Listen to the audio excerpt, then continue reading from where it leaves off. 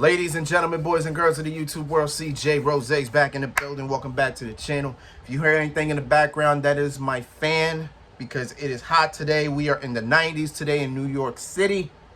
It's crazy, but it is what it is. All right, so I ain't gonna lie to you. I feel like I was bullied into making this video. I don't know why. So we're reviewing All Elite Wrestling. All In was this past Sunday, and we're reviewing it. I finally was able to watch the whole thing. I just finished it like 5 minutes ago, so now I'm about to review it all in one video. It's gonna be a lot, so I'm gonna try to squeeze this all in to make it less than 30 minutes. But it is what it is. I kind of didn't want to review this because I was kind of chilling and relaxing. I'm just in a relaxed mode. Like, I'm just chilling, I'm just relaxing. Because, you know, this week, I got to make 2 prediction videos. And, of course, Bash at the Berlin is Saturday. And NXT No Mercy is Sunday. So, I'm going to have a heavy weekend. So, I wanted to relax as best as I possibly can. And then, of course, next week is when NBA 2K25 comes out, and that's when the grind will officially begin, because now I'll be back to making videos. I haven't made a video in a week. Actually, I haven't made a video in 2 weeks. So I was just taking all this time to relax and whatnot. But I saw All In. I saw a couple of things about it. I said, man, let's watch it. Let's watch it. Why not? I didn't think of making a review, a video about it, but then somebody wrote a comment on the last video I made, and they was like, where's the All In review? I was like, I wasn't gonna do it. I wasn't gonna do it. I was just gonna watch and just relax. You know what I'm saying? Then they said, don't tell me all you do is WWE. And I'm like, man, if you've been on my channel for a while, you will know I do AEW. I have reviewed AEW pay-per-views. I have. I just don't do it on a regular basis because it's a lot of wrestling, and sometimes my mind just needs to relax. But you know what? We'll review it. We'll do what we can. Here we are. All right, there was a lot of it, so again, I'm gonna try to see if we can make this less than 30 minutes. So it is what it is. All right. So we're gonna start off with 0 Hour because there was a lot going on in 0 Hour. The first thing we had was a 16-man tag team match. On one side, we had Private Party, Arya Daivari, The Dark Order, Satman Singh, Jay Lethal, and Anthony Ogogo, as they took on the team of Kyle Fletcher, Rocky Romero, Kip Sabian, Dynamite Kid, Tommy Billington, Leo Rush, Action Andretti, and Top Flight. The team with Top Flight on it got the win, so they got the W. It was a wild match. It was all over the place. It's 16-man tag match. Of course, it's going to be great. Then the next thing we got is an announcement of Grand Slam. Grand Slam will be in Australia, February 15th, 2025. That's a good look for AEW, for them to get a spot in Australia. The crowd should be fired for that one. I feel kind of weird, though, because Grand Slam was always a New York thing, and then they just said, you know what, fuck New York, let's go all the way to Australia. I'm going to act like I don't feel no type of way about that, but it is what it is. Next match was Stokely Hathaway and Chris Statlander. Stokely Hathaway in a Michael Jackson-inspired attire, as they took on the Stone Pitbull, Ishii, and Willow Nightingale. Whoever won this match would be able to decide the stipulations for Willow Nightingale versus Chris Statlander at All Out. Willow Nightingale and Ishii got the job done, so I guess on Dynamite we'll see what the stipulations would be for their match at All Out. Next thing we got an announcement for Forbidden Door. Next year it will be in London, August 24th, 2025. So Forbidden Door, so it looks like Forbidden Door and All In next year will be in the same month, because I think All In next year will be August 12th. And you have, actually, wow, I saw about that. I think it's supposed to be August 12th for All In, and then August 24th for Forbidden Door. That's a 2-week span. That's, oof. Ooh, that's going to be tough, but we'll see how they do it. Next match, we had Brian Cage in a Wolverine-inspired attire, the Swolverine, as he teamed up with the Gates of Agony, Mike Bennett, and Matt Taven, as they took on Shibata, Sammy Guevara, the Von Erichs, and Dustin Rhodes. Just want to say Dustin Rhodes is 50-plus years old, and yet he is walking this earth with 2 titles. Go figure. But Team Dustin Rhodes got the job done. Again, pretty cool match. Kerry Von Erich was out there, and he was giving people the claw. You know what I'm saying? Pretty cool moment. And then to end 0 Hour, Saraya comes out. Saraya comes out. She's with Harley Cameron, and she's with friends and her family. Meaning her mom and her pops and her brother. Everybody's with her. So she goes out there, and Harley talks first. She's like, Saraya is upset that she's not on All In this year. This is her home country. Why is she not there? And then Saraya, adds on to that. It says she's the best woman to come out of New England. And then before she can say anything else, we hear familiar music. And for the first time, and I want to say almost 2 years, but it's been 1.5 years, Jamie Hayter returns, because she's looking to even the score with people that cost her the AEW Women's Championship, and she was giving people forearms, kicks, punches. She was hitting everybody. She gave Harley the I think it's the Haterade, right? That's her move, the Haterade. Yeah, boom, she getting the Haterade, crazy clothesline. Crowd was going crazy for Jamie, so Jamie's finally back. We'll see what she do. Maybe we'll see what she has to say at Dynamite. Who knows?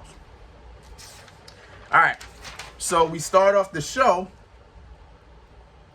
with the Fatal 4-Way Trios ladder match for the AEW Trios Championships, as the House of Black rock hard Juice Robinson and the Guns, the Bang Bang Gang, and Claudio Castagnoli, Wheeler Yuta, and in New England's own Pac challenge the Patriarchy for the titles. Happy for Pac, man. He missed All In last year.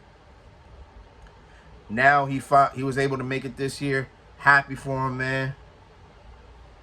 Hell of a moment for him. All right, I'm just gonna run down a couple things from this match. So before the match even started, Christian ran away. He came back later, but then he ran away. So after that, the match pretty much got started. The Bang Bang Gang paid homage to the Dudley Boys. They did the What's Up. Then they did the Juice, Get the Tables. They did that. Claudio and Brody King put the Guns through tables simultaneously. Nick Wayne does a tope into a destroyer through the table. Put Malachi Black through the table. Juice Robinson takes hairspray and blasts Mama Wayne with it. It like she's about to put her through the table.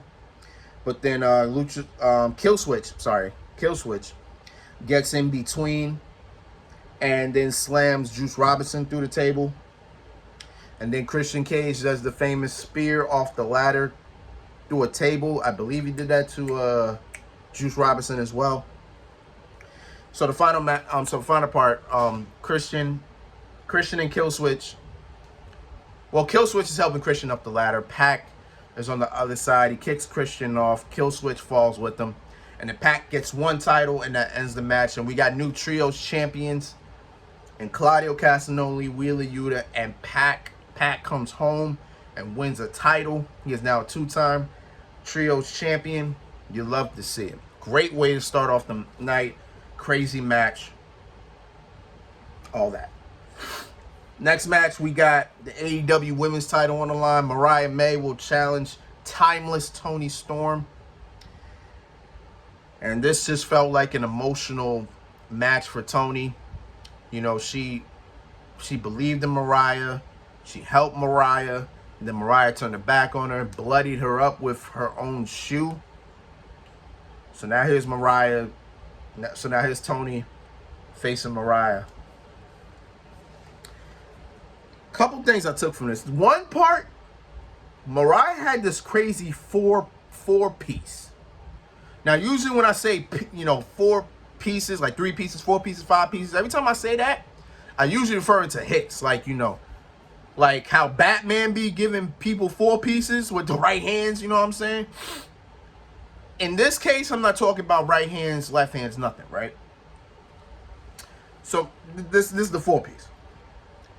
So Mariah off the apron hits a knee to Toni Storm, goes around, kisses Nigel McGuinness on the side of his head. That motivated him later on in the show, by the way. Then goes to dropkick Luther into the barricade. And then for some damn reason, slaps the hell out of her mother. I don't know why. She just slapped the hell out of her mother. Like, just random. I was like, man, what are we doing? So then Tony decides to retaliate, hits Mariah with the cakes, you know, Then takes Mariah, boom, Storm Zero on the steel steps on the head top. But that opens Mariah May up. So Mariah May starts bleeding. Later on in the match, Tony goes for the Storm Zero in the ring, gets a kick out, and then Mariah May hits the Mayday. Tony kicks out. So boom, they've hit both. So both of them hit their best moves, and it just wasn't enough to end the match. So pretty much, the end of this was Mariah May is going for the title. Luther, the butler, stops her from getting it. Shows her the finger. Says, F you, you're not getting this. Then Mariah takes the shoe that she carried with her to the ring. Was about to hit Tony with it. Tony stopped her. Grabs the shoe from her. Mariah's on her knees. Tony's staring at her. She has the shoe in her hand. She wants to hit her, but she can't because she just can't find it in her to hit her with it. So she hesitates. So she throws the shoe away. Takes Mariah. Looks like she's about to hit the Storm Zero again. Mariah May counters with the jackknife cover. 1, 2. Tony kicks out. Mariah May recovers. Boom. Knee to the back of the head. Boom. Knee to the front of the head. Takes Tony up. Boom. Storm Zero. 1, 2, 3. Second title change. And only the second match. Mariah May is the new women's champion. Mariah May is a star. And she looked good. God damn, that woman beautiful. But we'll see how everything goes. We'll see actually how Toni Storm bounced back from this. They probably will have another match. Who knows? Actually, they probably will have another match. This was their first match, right? Yeah, they'll probably get another rematch. All Out, probably, maybe. Who knows? We'll see. All right, next match is for the FTW Championship, the For the World title. As the Learning Tree, Chris Jericho defends against Hook. This is supposed to be Hook's final match or final opportunity at the FTW Championship, so let's see what he does. Unfortunately, he was in a 3-on-1 situation. Big Bill and Brian Keith were out there with Jericho, so it wasn't an easy situation. Before I even get into the match, Jericho with Fozzy. Fozzy was here too, because I think Fozzy performed while they were out, while Jericho was out there in London, so he had a performance. Yeah, they definitely did, because Swerve was on stage with Fozzy at one point. So Fozzy was still there in London, so they performed Jericho to the ring. Jericho, of course, singing because he's the lead singer. So he's performing himself out there.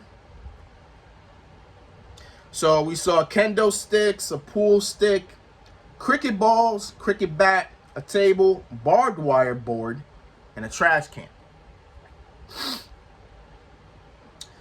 Big Bill was eliminated when Jericho actually hit him. When Big Bill had Hook got out the way. Jericho hits Big Bill, I believe, with the cricket bat, and then Big Bill falls through the table with the barbed wire, and then from there he was not a factor. Hook gets the red rum on Jericho. Brian Keith looks like he's about to interfere. Here comes Taz off the commentary booth, and probably for the first time in a decade or so, we see the Taz mission. So Taz got the Taz mission on Brian Keith.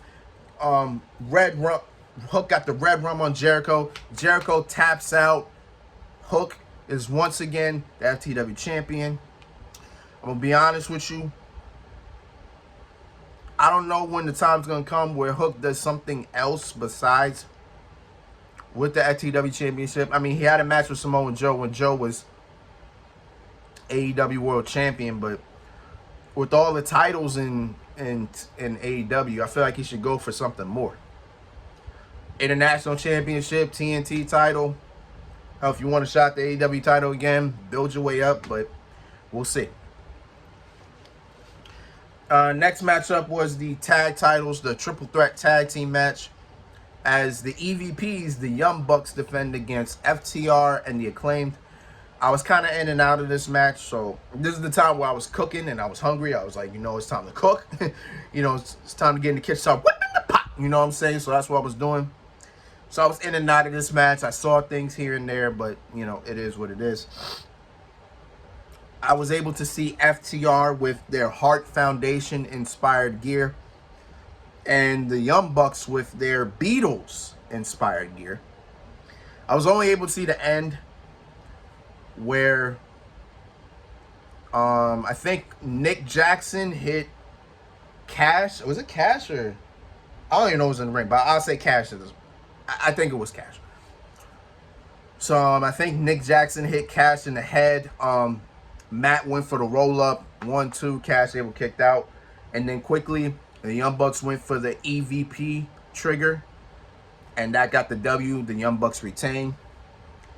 And then out of nowhere, the grizzled young veterans come out. And they just looking at the Bucks. They pretty much saying, we're next up for those tag team championships. And in a way, they kind of are.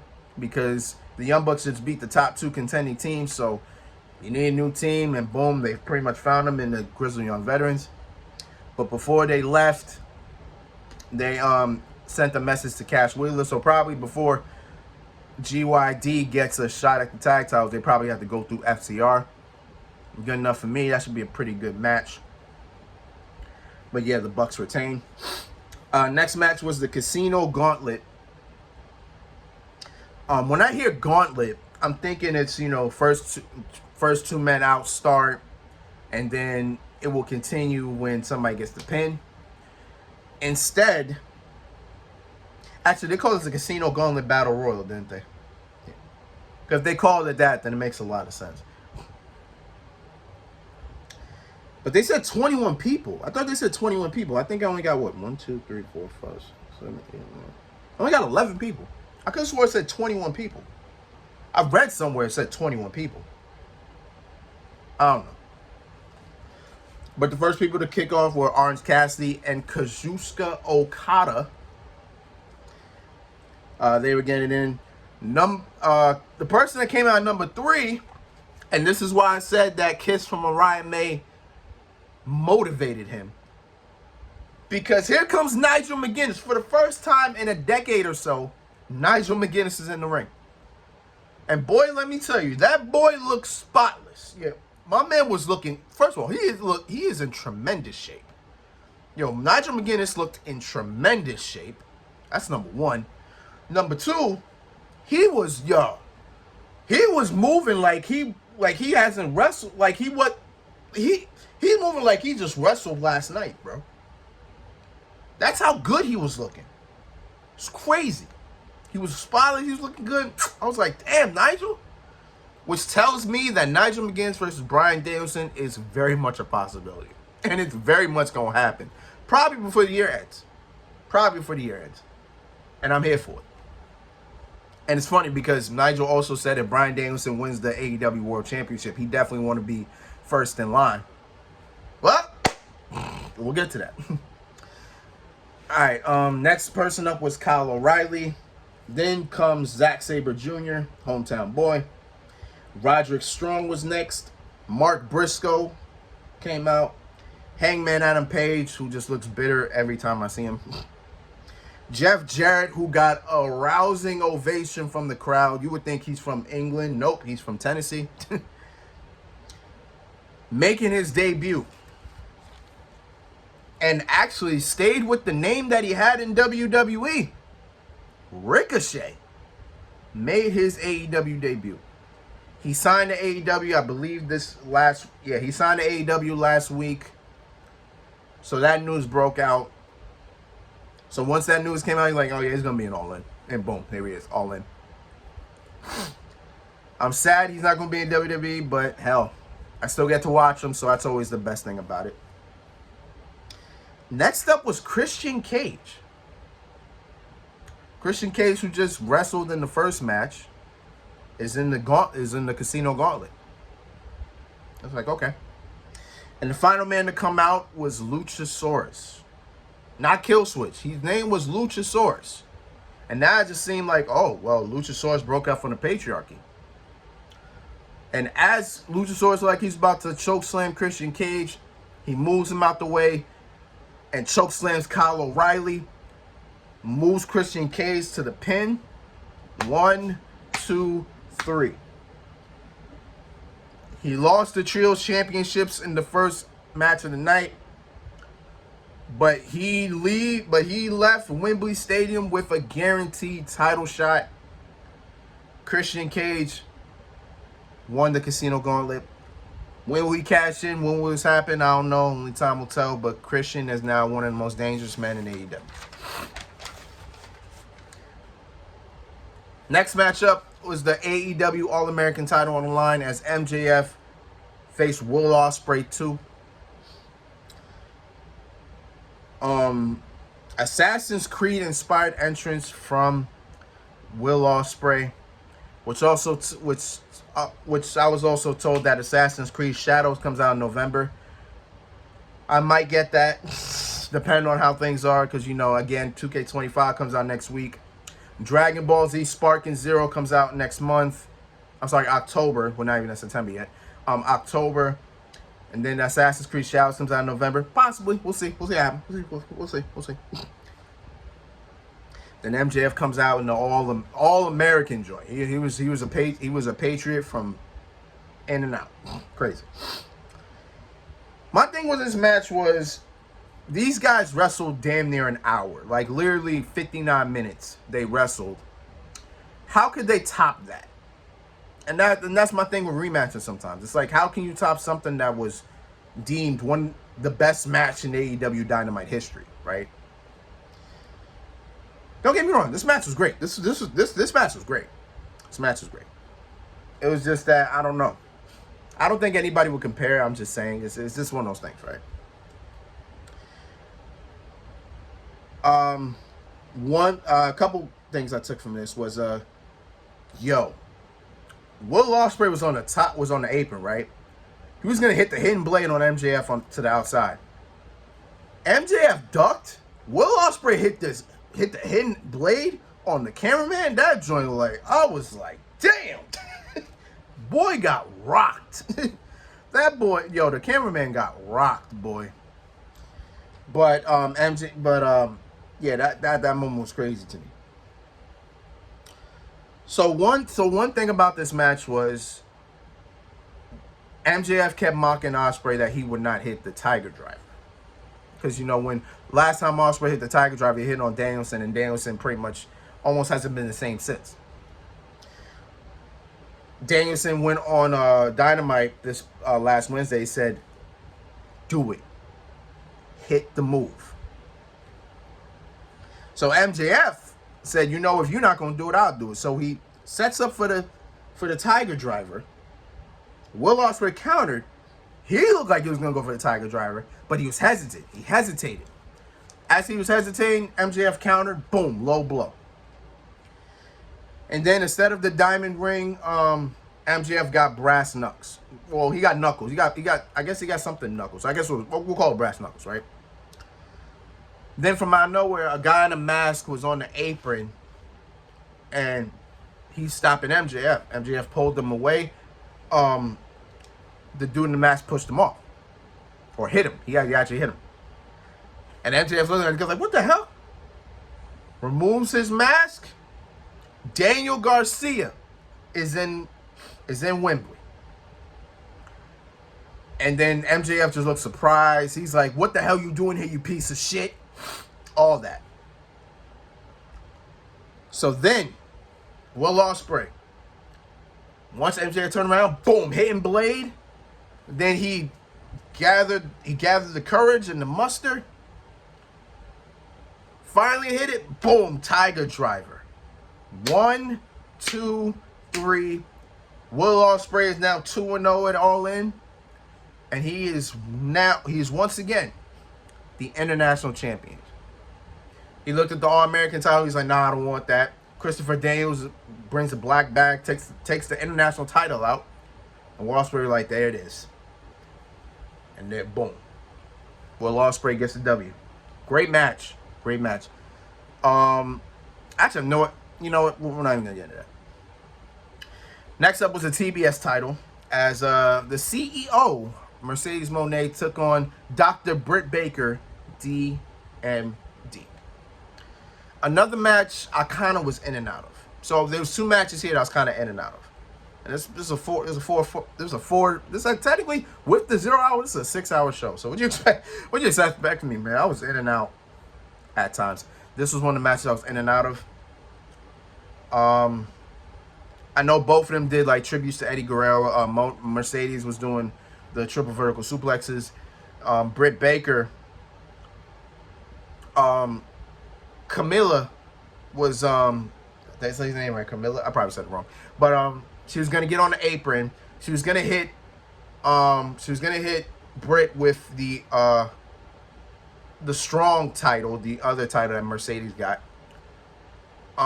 Britt took the title out of her hands, gave it back to Camilla, and then just dropped. Did the whole Eddie Guerrero thing. Ref saw that and sent her on her way. Match pretty much ended with Britt hitting the turnbuckle and then Mercedes hitting the moneymaker. 1, 2, 3. Mercedes Moné retains. It is what it is. I love Mercedes, but I just wasn't paying much attention to this match. So it is what it is. Next up was the coffin match for the TNT title, as Jack Perry defended against Darby Allin. 2 things. Darby Allin is 4-0 in coffin matches. Number 2, I didn't even know this was a coffin match. I had no idea this was a coffin match to begin with. So imagine my surprise knowing that. But this match was pretty short. This match felt very short. I know there was glass. Glass was involved. That's probably the most thing I know. But at the minute Jack Perry tied Darby Allin's hands and feet together, it was over. Because Darby Allin never got out. He never got out of that. At one point, Jack Perry pushed Darby Allin off the top of the stage into a table. That looked crazy. I was like, damn. I don't know how Darby Allin wakes up every day. I don't know how he wakes up every day and just walks, bro. Like, I don't know how this man's not dead, bro. I'm being honest. I don't know how this man ain't paralyzed. Whatever the case is, this dude was gonna climb Mount Everest. He didn't do it because he got hit by a bus. And some way, somehow, he's still walking, bro. Like, how? How, bro? I don't understand that. Like, Darby Allin's crazy, man. But as I said, once Jack Perry tied Darby Allin's hands and feet together, it was over. Jack Perry took it a step further and putting Darby Allin in a body bag. So not only was he tied up, he's now in a body bag. He tried to get out, but then Jack Perry, boom, hit a knee to the back of the head, spit at him, and then closed the casket. Jack Perry's still the TNT champion.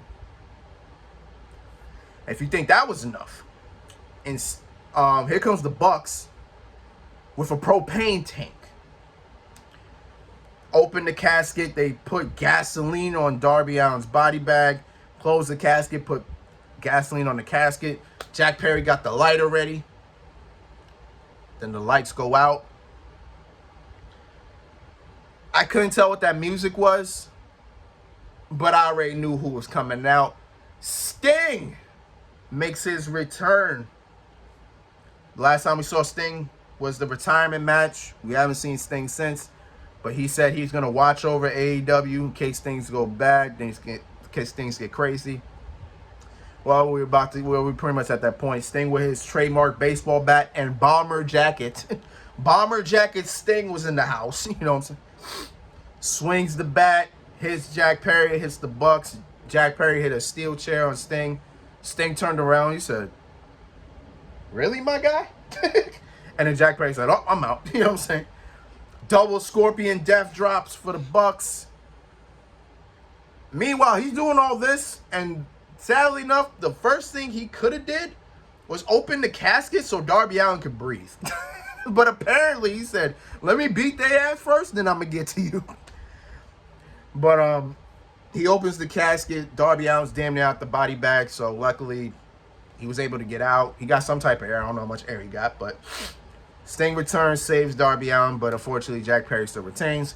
As we head on to the main event, the final countdown, as it was called, for the AEW World Title, Bryan Danielson challenges Swerve Strickland. Whose house? I said, whose house? Yes, sir. Bryan Danielson comes out to the final countdown. Crowd went ballistic hearing that. And then Swerve comes out with Bun B and West Side Gun because his song, Big Pressure, actually has a Trill mix. So Bun B and West Side Gun are on that song. I got to hear it. I actually found it on YouTube, so I'm going to definitely take a listen to that. But in the beginning of this match, it was pretty even. Both were getting their strikes in. Both were hitting each other with moves. Until Swerve had Danielson up. He was on the apron. He had him up. Danielson accidentally kicked the ref, so the ref was dazed. Swerve told Nana to get the ring bell. Ring bell right there. Swerve drops Danielson. Boom. On the apron. The back of his head hits the ring bell. And then from there, it was madness after that. Danielson was busted open. He was bleeding. He wasn't the same since. And from there, Swerve smelled blood. To the point where he took Danielson, dragged him outside, put him in front of his family because Bree, Birdie, and Buddy, his wife, and his 2 kids were out there. Took Danielson, started stomping him, bloody face and all, right in front of his kids. Birdie crying. She's like, "I don't want to see this." Bree's just trying to be strong for her kids. It was a crazy, crazy sight. But as you know, Danielson did come back. He did storm back. Until Swerve hits the vertebraker. He hit the vertebraker on Danielson. Danielson was just convulsing. He was moving around. He's like, just one the same. Dr. Sampson and a couple other doctors were coming around. Swerve pushed them all away. He's like, nah. I got this. Gets on top. Hits the Swerve stomp. 1, 2, Danielson kicked out. So he's like, all right, I need something else. Boom, house call. Boom, another house call. Waited for Danielson to get up. Boom, 3 house calls. 1, 2, Danielson kicks out again. So Swerve is just like, all right, guess I'm about to really hurt this man. Start kicking him. Danielson kept getting up, kept looking at his family. He's like, I love you. I'm gonna do this for you. Just got the energy. Start smack the hell out of Swerve. Smacked him again. Just start smacking him. Until this, and I swear to God, this is the greatest sell I think I've ever seen, bro. I don't care what anybody says. Danielson setting up for the Busaiku knee, right? Boom, he hit it. He hit it. Boom, he hit it. Swerve went to the turnbuckle, still standing, looking at Danielson, and just did this. That was so tough. I was like, nah, bro. He just did this. Brushed it off, and then hit a house call. I'm like, yo. That's crazy. To make it worse, or to make it more crazy, he hits the big pressure. So at this point in time, Swerve has hit his 3 biggest moves on Danielson. He's hit them. He hit big pressure. 1, 2, Danielson kicked out again. So Danielson is kicked out on all 3 of his moves. At this point in time, this match could go either way.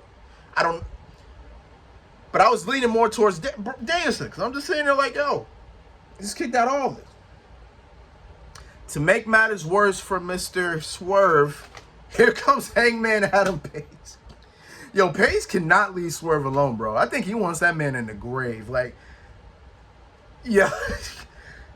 Yo, Hangman Adam Page is not a hater, but he just hell bent on this man, bro. I don't know what it is. But Hangman Page just he just wants Swerve, man. But Swerve is too focused on Page. Doesn't notice Danielson set him up. Boom, another Busaiku knee. And then, boom, he hits it again. Another Busaiku knee. Drops Swerve down. LeBell lock. Got it locked in. It's got locked in. Swerve not trying to tap. So instead, he takes one of Danielson's hands. He breaks it up. So he don't got the LeBell lock on no more. Danielson takes Swerve's hand. Boom, breaks his fingers. Then sets him up into the rings of Saturn. For the first time in Swerve's AEW career, he taps out. And to my surprise, Bryan Danielson is the new AEW World Champion. I was like, wow. What a moment. What a move. It was crazy, man. It was crazy. But Danielson, well, I also was told Danielson was fighting to not become champion. So, I don't know, bro, but I guess Tony Khan was so adamant to give him this. I guess Danielson said fine. But he said his full-time wrestling career is over. So now that he's champion, I'm curious what's going to happen. We're going to hear what's going to happen on Wednesday, tomorrow, actually. So, yeah. I said 30 minutes. It's about to be 40. It's about to be 40. But as I said, man, All In, great show. It was amazing. I had a hell of a time. I enjoyed myself tremendously. I'm glad I watched it. Miss Lisa, I don't like being bullied, but I hope you enjoyed this. I put it all together because I couldn't do it the way I usually do WWE reviews and everything. I put it all together. But it is what it is, man. I had to get this out the way. Great pay-per-view. Probably the best pay-per-view of the year so far. Maybe. It's up there. Top 5. I don't know where, but it's top 5. But it is what it is. Until then, it's been Rose, man. Thank you for watching. Thank you for all the love, support, as always. I'll be back later tonight because I'm going to do my NXT No Mercy predictions. And then probably tomorrow, Bash in Berlin predictions. And, of course, Bash in Berlin is on Saturday. NXT No Mercy is on Sunday. And then next week, NBA 2K25 comes out. So the grind will officially begin. You already know, man. It is crazy. I need a nap. But it is what it is. So until next time, peace, love, 100. Here.